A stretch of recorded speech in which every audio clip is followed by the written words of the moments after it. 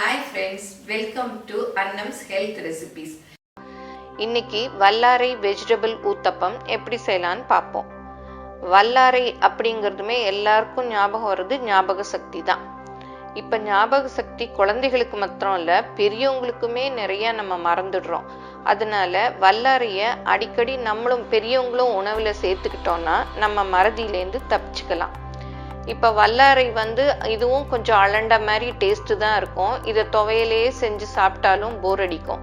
அதனால இந்த வல்லாரையை வேற வேற விதமாக நம்ம செஞ்சு சாப்பிட்டோம்னா போர் அடிக்காமல் இருக்கும், நல்ல டேஸ்டாகவும் இருக்கும்.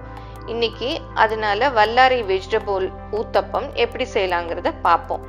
இதுக்கு தேவையான பொருள்: தோசை மாவு 4 கப், வல்லாரை இலை 1 கைப்பிடி, கேரட் 1, வெங்காயம் 1, கொடமிளகா பாதி, கொத்தமல்லி 1/2 கப், மிளகாய் பொடி 1 டீஸ்பூன், உப்பு தேவையான அளவு, மஞ்சள் பொடி 1/4 டீஸ்பூன், எண்ணெய் தேவையான அளவு.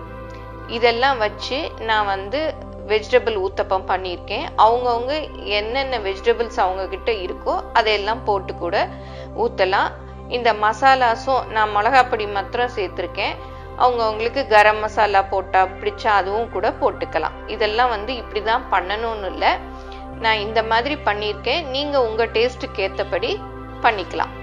இப்போ எப்படி செய்யலான்னு பார்க்கலாம். வெங்காயம், கொடமிளகா, கொத்தமல்லி எல்லாம் பொடியாக நறுக்கிக்கணும்.